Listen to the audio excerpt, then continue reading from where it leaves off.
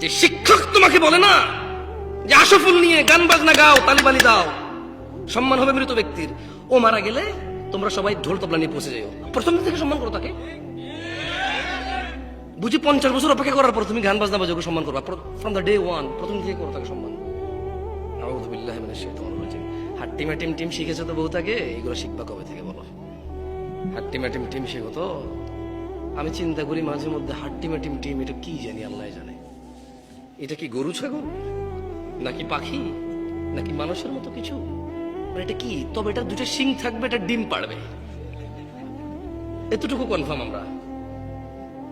এটা কি? এটা বাচ্চা প্রসব করবে না বাদুর যেরকম করে, ঘোড়া যেরকম করে, গরু যেরকম করে, মানুষ যেরকম পেটে বাচ্চা প্রসব করে, এটা এরকম প্রসব করবে না, এটা ডিম পাড়বে। এটা কি করবে? ডিম পাড়বে। এটা পানিতে থাকবে না ডাঙায় থাকবে আমরা জানি না, নাকি উভয়চর হবে এটা আমরা জানি না।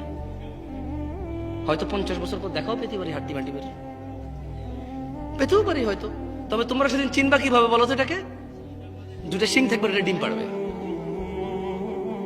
তার মানে এটা মুরগির মতো ডিম পাড়বে, কিন্তু শিং থাকবে গরুর মতো, শিং থাকবে ছাগলের মতো, হরিণের মতো, কিন্তু এটা ডিম পাড়বে মুরগির মতো, হাঁসের মতো, কোয়েল পাখির মতো, টিয়া পাখির মতো। কেমন শেখো, দেখা পেতেও পারো, তোমার নাতিপুতি পেয়ে যাবে এই হাট্টিমা টিমের। কেন আসছো এই মাহফিলে আমি জানি না, আমাকে কেন ডাকছো এত দূর থেকে বললে আমি জানি না। গত বছর এখানে মাহফিল হয়েছে, আগের বছর হয়েছে। এই চেয়ারম্যান সাহেব উনি প্রতিদিন কোনো না কোনো প্রোগ্রামে যেতে হয়, রাইট? দাওয়াত পায়, সম্মান পায়, আলহামদুলিল্লাহ যায়। কিন্তু কি লাভ এই তোমরা প্রতি বছর মাহফিল করে? আরে তোমার বাপের টাকা হলে জীবনে তো ফুল লাগাই না, মানুষ থেকে নাও তো, ফুল লাগাও, বছর একবার করো। তোমার বাপের টাকা দিয়ে একবার দেখি এরকম জাকজমক করো না, করো না জাকজমক। এরপরে বুঝতাম, এরপরে খুঁজতে লাভ কি আমার? আপন ভাইয়ের ছেলে ইয়েতিম, তারে মাদ্রাসায় পড়ায় না, বলে যে হ্যাঁ তেরে পড়াই আমার লাভ কি? হ্যাঁ, আপন মা দুই ভাই বলে যে একলা আমি আব্বা আম্মারা চালে আমার লাভ কি? এরপরে দেখতাম এত বড় মাহফিল, বাপের টাকা, এগুলো লাভ খুঁজতা। এখন তো লাভ খোঁজা লাগে না, প্রতি বছর করো, কিন্তু এর বেনিফিট কি কিচ্ছু জানো না তোমরা। ওই দেখেন, ওই অপদার্থরে দেখেন, ওই অপদার্থ ওইখানে বসে বসে বারবার ব্যস্ত মোবাইলের ছবি উঠানো নিয়ে। কারে বলে? মানুষ রে বলে না প্লাস্টিক রে বলে, খবরও না।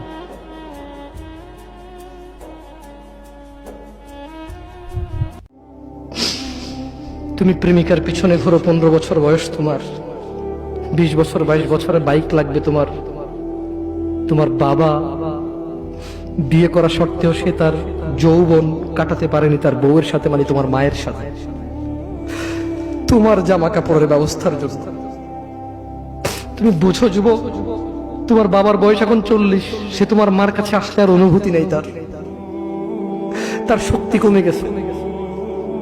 তুমি বুঝবা না যুবক, 15 বছর বয়সে তুমি যত উত্তেজিত, তোমার বাবা 30 বছর বয়সে এরকম ছিল, সে আসতে পারেনি। তুমি পড়বা বলে, তোমার স্কুলের ফি লাগবে বলে, that much he loves you. তোমার বাবা তোমাকে এত ভালোবাসে। জি, তোমার এই খারাপ বাবাটা যে তোমাকে বাইক নিয়ে দেয়নি, তুমি নষ্টামি করো, মেয়েদের পিছনে করো, মোবাইল রিচার্জ করে দাও মেয়েদের, তোমাকে যে ডেইলি 500 টাকা করে দিতে পারে না।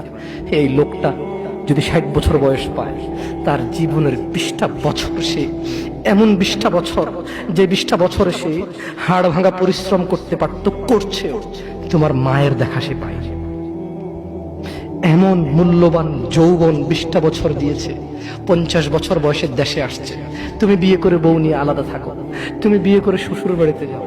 তোমার বাবা দেশে তো আসছে, তার যৌবন আর নেই, তার ওই সুখ স্বাচ্ছন্দ্য আছে।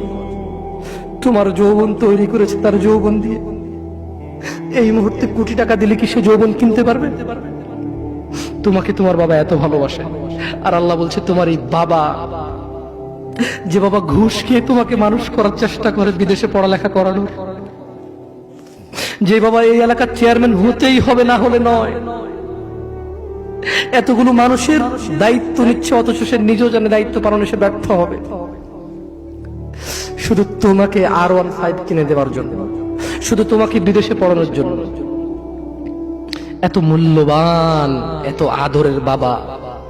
আল্লাহ বলছেন যে ইউবাসসারুনহুম ইয়াওয়াদ্দুল মুজরিম, ও মুহাম্মদ সাল্লাল্লাহু আলাইহি ওয়াসাল্লাম, আপনি সেদিন দেখবেন অপরাধী এই মানুষটা যে এত বোকা, ছেলের জন্য এত কিছু করেছে হারাম ভাবে, হালালের ধার ধারে নাই, হারামের ধার ধারে নাই।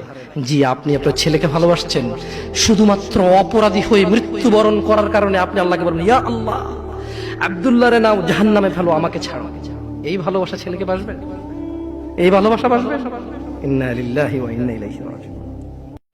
তোমরা যারা অবিবাহিত আছো, নিজেদেরকে ব্যর্থ প্রমাণ করিও না। বিয়ে করলে তোমার মেয়ে বাচ্চা হলে মেয়ে শিক্ষিকার কাছে পড়াবা, ছেলে বাচ্চা হলে ছেলে শিক্ষকের কাছে পড়াবা। এমন যেখানে মেয়েদেরকে মেয়েরা পড়ায়, যেখানে ছেলেদেরকে ছেলেরা পড়ায়, সেখানে পড়াবা। যে বালিকা মাদ্রাসায় শিক্ষক পুরুষ, ওটাকে বালিকা মাদ্রাসা বলবা না।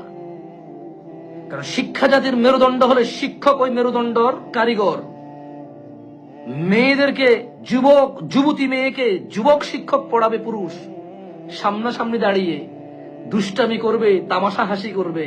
এরপর আবার ছাত্রী শিক্ষককে ছাড়া বাঁচবে না, চিঠি লিখবে শিক্ষককে। শিক্ষক বসে বসে বুঝাবে, না তুমি বুঝতেছো না, তোমার একটা লাইফ আছে, শোনো এটা ঠিক না, আমি তোমার শিক্ষক। হ্যাঁ, মানে পড়াবা না, নেভার। তো তাহলে পড়াবো কোথায়? তুমি তোমার কর্ম ব্যবস্থা করো নাই, তুমি তোমার বাড়ির ব্যবস্থা করো নাই, তুমি তোমার যানবাহনের ব্যবস্থা করো নাই, তুমি তোমার খাওয়া দাওয়ার ব্যবস্থা করো নাই। তুমি তোমার মেয়ের জন্য ব্যবস্থা করতে হবে। যদি বলো যে আমি পারি না, তাহলে তুমি পারলা না, বাট ব্যবস্থা তো করতে হবে। যেদিন তুমি সিদ্ধান্ত নিবা আমার মেয়ে বাচ্চাকে মেয়ে শিক্ষিকার কাছেই পড়াবো, সেদিন দেখবা এদেশে স্কুল মাদ্রাসাওয়ালারা দুইটা করবে স্কুল, একটা মেয়েদের একটা ছেলেদের। কারণ ও এটাই তার উপার্জনের মাধ্যম, স্কুল মাদ্রাসা পরিচালনা করা।